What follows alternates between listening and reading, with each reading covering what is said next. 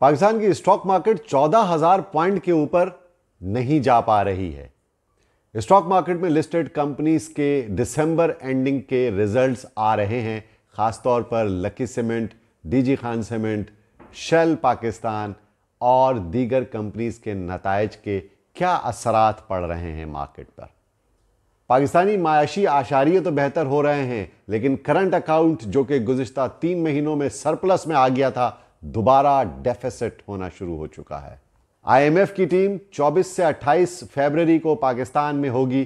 क्या पाकिस्तान के लिए उनसे निगोशिएशन करना मुश्किल हो रहा है? पाकिस्तान से फॉरेन इन्वेस्टर्स ने डिविडेंड इनकम की सूरत में और मुनाफे की सूरत में काफ़ी रकम बाहर रिपैट्रिएट की है। अपनी स्टॉक का स्प्लिट अनाउंस कर दिया है। किस रेशो से ये स्प्लिट है और स्टॉक स्प्लिट क्या होता है, इन तमाम बातों को जानने के लिए मेरी वीडियो आखिर तक ज़रूर देखिएगा। और अगर आपने मेरा चैनल सब्सक्राइब नहीं किया तो काइंडली उसे सब्सक्राइब भी कर लीजिए।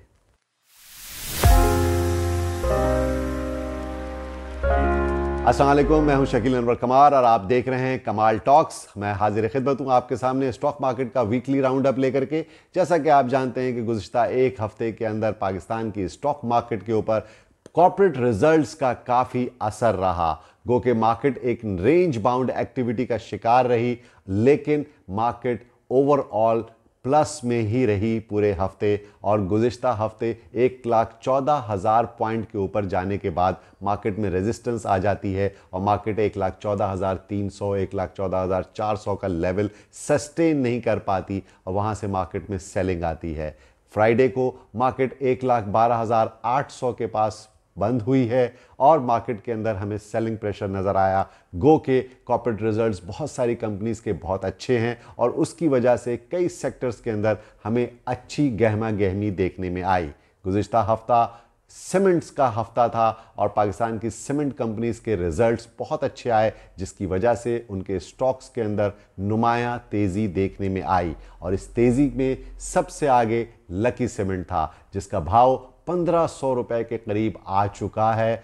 लकी सीमेंट ने अपने स्टॉक का स्प्लिट अनाउंस किया है और 5:1 के रेशो से उसका स्प्लिट अनाउंस हो चुका है। 18 मार्च को उसकी एक्स्ट्राऑर्डिनरी जनरल मीटिंग है, जिसके अंदर इसको फाइनल किया जाएगा। स्टॉक स्प्लिट क्या होता है, इसके बारे में मैं आपको आखिर में बताऊंगा। दूसरी इंपॉर्टेंट बात यह है कि इस हफ्ते की जो माशी खबरें हैं पाकिस्तान के अंदर, वो बड़ी अहम हैं, क्योंकि पाकिस्तान में आईएमएफ का रिव्यू मिशन आने वाला है और 24 से 28 फरवरी तक पाकिस्तान के अंदर होगा। इस हवाले से $1 बिलियन का क्लाइमेट चेंज का जो फंड है पाकिस्तान को, वो मिलने की तवक्को है। लेकिन इस दफ़ा कुछ सख्त और कड़वी गोलियां भी इस कौम को घोटना पड़ेगी, इसलिए कि आईएमएफ बहुत सारे बातों से नाखुश भी नज़र आ रहा है। और उसका इजहार दबे लफ्ज़ों में फाइनेंस मिनिस्टर औरंगज़ेब साहब ने भी कहा है कि पाकिस्तान के उन सेक्टर्स के अंदर जहां पर गवर्नेंस की कमी है, जहां पर हमें प्रॉब्लम नज़र आ रहा है, उसको एड्रेस करना बहुत ज़रूरी है। और ख़ास तौर पर टैक्स नेट को बढ़ाने के लिए पाकिस्तान को कुछ मज़ीद सख्त इक़दामात करने होंगे। इसीलिए हम देख रहे हैं कि मार्केट भी इंतज़ार कर रही है किसी पॉजिटिव ट्रिगर का, और वो पॉजिटिव ट्रिगर सिर्फ आईएमएफ का क्लियर अगर हो जाता है ये रिव्यू, पाकिस्तान को आइंदा आने वाले दिनों में मज़ीद आसानियां फराहम होती हैं, तो यकीनन स्टॉक मार्केट भी उसी हिसाब से रिएक्ट करेगी। लेकिन अभी थोड़ा सा वेट एंड सी नज़र आ रहा है और मार्केट भी इस वक्त ऐसी ही सूरत हाल से दो चार है। माशी महाज के ऊपर जैसा कि मैंने आपको बताया कि पाकिस्तान का करंट अकाउंट सरप्लस में था, वो करंट अकाउंट अब डेफिसिट में जनवरी से दोबारा आ गया है और तकरीबन $420 मिलियन का इस वक्त करंट अकाउंट खसारा हो चुका है, जो कि एक नेगेटिव खबर है। पाकिस्तान में बराह रास्त गैर मुल्की सरमायाकारी एफडीआई में 56% इजाफा देखने में आया है, जो तकरीबन लास्ट 7 मंथ्स के अंदर $1.5 बिलियन तक पहुंच चुकी है। और ये सरमायाकारी ज़्यादातर चीन से आ रही है, जो कि तवानाई के शोबे में खुसूसन हाइडल पावर प्रोजेक्ट्स में आ रही है। गुज़िश्ता हफ्तों में टी बिल्स की शरह मुनाफा में कुछ बेसिस पॉइंट्स का इजाफा हुआ, जबकि 3 माह की शरह जो है वो तकरीबन 11.82% तक पहुंच गई है, जो कि पिछले महीनों के मुकाबले में ज़्यादा है। पाकिस्तान में जो लार्ज स्केल मैन्युफैक्चरर्स हैं, बड़े पैमाने पर जो पैदावार करने वाली कंपनी है, उसमें तकरीबन 1.87% की कमी हुई है। और ये सुस्त रवि खासतौर पर स्टील और सीमेंट के शोबे में पैदावारी सलाहियत में कमी होने की वजह से नज़र आ रही है। इसीलिए स्टॉक मार्केट के अंदर भी हम थोड़ी सी रेंज बाउंड एक्टिविटी देख रहे हैं। और गुज़िश्ता हफ्ते जिस तरह से मार्केट एक रेंज बाउंड एक्टिविटी रही है, 14,000 के ऊपर मार्केट के अंदर रेजिस्टेंस आ जाती है और मार्केट एक पॉजिटिव ट्रिगर का इंतजार कर रही है। और IMF की तरफ से जब तक रिव्यू कंप्लीट नहीं हो जाता और उसके जो नताइज हैं वो सामने नहीं आ जाते, मार्केट अपने डायरेक्शन नहीं बनाएगी। इंटरनेशनल मार्केटों के अंदर भी आप देख रहे हैं कि थोड़ी सी वॉलेटिलिटी देखने में आई है। और गुज़िश्ता दिनों न्यूयॉर्क स्टॉक एक्सचेंज के अंदर काफ़ी मंदी देखने में आई और स्टॉक मार्केट के अंदर काफ़ी अफरा तफरी हमें नज़र आ रही है, क्योंकि डोनाल्ड ट्रंप की जो टैरिफ वॉर जब से आगाज़ हुआ है उसके बाद से बड़ी ही वॉलेटिलिटी स्टॉक मार्केटों में दुनिया की नज़र आ रही है। पाकिस्तान स्टॉक मार्केट में गुज़िश्ता हफ्ते बड़ा सीमेंट का हफ्ता कहेंगे तो उसको ज़्यादा बेहतर होगा, क्योंकि सीमेंट के स्टॉक्स के हवाले से सीमेंट कंपनीज के मुनाफे भी आए। और ख़ास तौर पर डीजी खान सीमेंट का जो हाफ ईयरली रिजल्ट आया उसमें 8 रुपये 4 पैसे उनकी earning I, which is a significantly better earnings. इसके अलावा बेस्ट वे सीमेंट की अर्निंग 19.23% की आई और उसने 50% डिविडेंड भी दिया। मेपल लीफ सीमेंट ने 4.85 की अर्निंग पर शेयर आई और उन्होंने कोई डिविडेंड नहीं दिया। फौजी सीमेंट की बोर्ड मीटिंग 25 फरवरी को आ रही है और उसमें भी हमें तेज़ी नज़र आई है। इसके अलावा चिराट सीमेंट का 26 रुपये 50 पैसे अर्निंग पर शेयर आई है। और इसके अलावा जो एक इंटरेस्टिंग कंपनी है पाकिस्तान स्टॉक मार्केट की, उसका नाम है ऑल्ट्रन एनर्जी, उसने बड़ा ज़बरदस्त डिविडेंड अनाउंस किया और 9 रुपये 70 पैसे फ़ी शेयर डिविडेंड अनाउंस किया, विच इज़ अराउंड 97% और 25-26 रुपये जैसा रेट है इसका। बड़े ज़बरदस्त डिविडेंड ये अनाउंस करती है। पाकिस्तान की एक बहुत बड़ी कंपनी है रफान मेस प्रोडक्ट्स RMPL, इसके मुनाफे में बड़ा ही ज़बरदस्त हमने इजाफा देखा गुज़िश्ता दिनों और 100 रुपीज़ पर शेयर इसने डिविडेंड अनाउंस किया, जो कि तकरीबन 1000% बनता है और इसकी अर्निंग पर शेयर 809 रुपये फ़ी शेयर है। RMPL का भाव 9400 रुपये है। ये फूड की कंपनी है और आप अंदाज़ा लगा लें कि पाकिस्तान में कंपनीज़ की जो प्राइसेस हैं अब वो हज़ारों रुपए में आ रही है। कॉर्पोरेट रिजल्ट्स के अंदर एक सिग्निफिकेंट अनाउंसमेंट, शेल पाकिस्तान जो कि अब वाफ़ी एनर्जीज़ के नाम से आ चुका है और इसको टेक ओवर कर लिया है वाफ़ी ग्रुप ने, जिसके बाद से इसका नाम वाफ़ी एनर्जीज़ हो चुका है। दिसंबर 2024 के इख्तिताम पर इसको 3.3 बिलियन रुपीज़ का प्रॉफिट हुआ और इसकी अर्निंग 18.23 रुपीज़ पर शेयर आई है। पिछले साल इसके मुकाबले में 2023 में इसकी अर्निंग 5.85 की आई थी, ज़्यादा अर्निंग आई थी। उसकी वजह 10.7 बिलियन का इम्पैक्ट था, जो कि इसके जो लाइबिलिटीज़ शेल ग्रुप के वेव किए गए थे उसकी वजह से उसका इम्पैक्ट आया था। तो शेल पाकिस्तान में 202, 203 रुपये, 214 रुपये तक ये चला गया था। इसके अंदर काफ़ी गहमा गहमी नज़र आ रही है।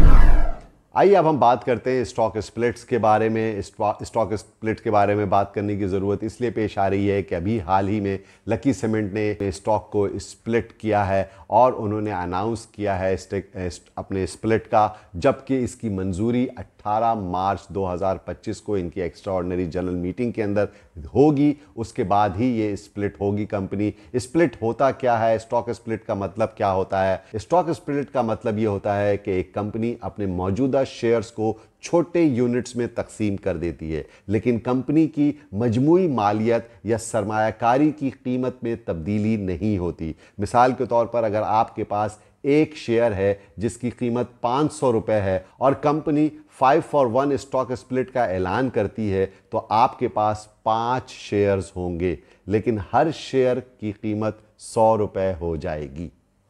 इसकी एक सादा सी मिसाल केक एनालॉजी से मैं आपको देता हूं कि तसव्वुर करें कि आपके पास एक बड़ा केक है जो 4 दोस्तों में अगर तकसीम होता है, तो अगर आप एक केक के 4 बराबर टुकड़े कर दें तो केक की मिक़दार वही रहेगी, बस उसकी तकसीम का तरीका बदल जाएगा। यही उसूल स्टॉक स्प्लिट पर लागू होता है। पाकिस्तान स्टॉक एक्सचेंज की लिस्टेड कंपनी लकी सीमेंट ने स्टॉक स्प्लिट का ऐलान किया है और इसका मतलब भी यही है कि अगर किसी सरमायाकार के पास एक शेयर है तो अब वो उसको 5 शेयर्स हासिल कर लेगा, उसको 5 शेयर्स मिल जाएंगे और हर शेयर की कीमत 5वें हिस्से तक कम हो जाएगी।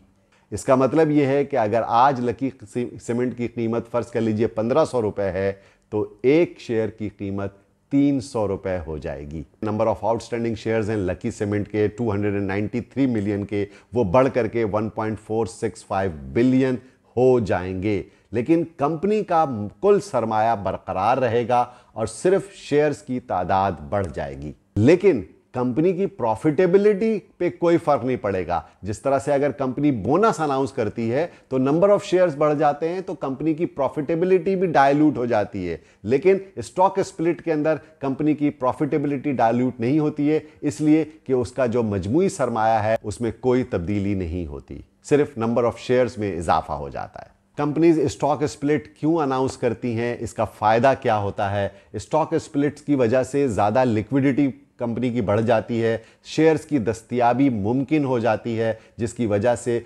मार्केट के अंदर लेन देन में, ट्रांजैक्शंस में आसानी भी पैदा होती है और इजाफा भी हो जाता है। इन्वेस्टर्स की एक्सेसिबिलिटी बढ़ जाती है। कम कीमत होने की वजह से ज़्यादा सरमायाकार और small and medium size investors भी मार्केट के अंदर इंडक्ट होते हैं और वो उस कंपनी के शेयर होल्डर बन सकते हैं। और सबसे इंपॉर्टेंट बात यह है कि स्टॉक स्प्लिट पर आमतौर पर टैक्स लागू नहीं होता, जैसा कि बोनस शेयर्स के ऊपर टैक्स लग जाता है। लॉन्ग टर्म इन्वेस्टमेंट के लिए एक मस्बत इशारा है। कंपनी आमतौर पर स्प्लिट तब करती है जब उसके माली नताइज अच्छे होते हैं, जब उसकी प्रॉफिटेबिलिटी ज़्यादा होती है और उसका लॉन्ग टर्म विजन अच्छा होता है। तो इसी तरह की मालूमात और स्टॉक मार्केट और फाइनेंशियल मार्केट के बारे में नॉलेज हासिल करने के लिए आप मेरे स्टॉक मार्केट इन्वेस्टिंग कोर्स का भी हिस्सा बन सकते हैं। और स्टॉक मार्केट के इस हफ्ते के इख्तिताम के बाद ये उम्मीद की जा रही है कि अगला हफ्ता मार्केट के लिए बेहतर होगा, लेकिन मैं समझता हूं कि अभी भी मार्केट एक रेंज बाउंड एक्टिविटी का शिकार है और मार्केट अपनी टेक्निकल लेवल के ऊपर 1,11,000 पॉइंट तक आ सकती है नीचे, क्योंकि 14,000 14,300 के पास मार्केट में रेजिस्टेंस आती है और वहां पर सेलिंग प्रेशर आ जाता है। मार्केट के अंदर जो अच्छी कंपनीज के रिजल्ट्स आ रहे हैं वो यकीनन परफॉर्म अच्छा करेंगी और इन फ्यूचर मार्केट के लिए बेहतरी की उम्मीदें नजर आ रही हैं। आप सबका बहुत बहुत शुक्रिया।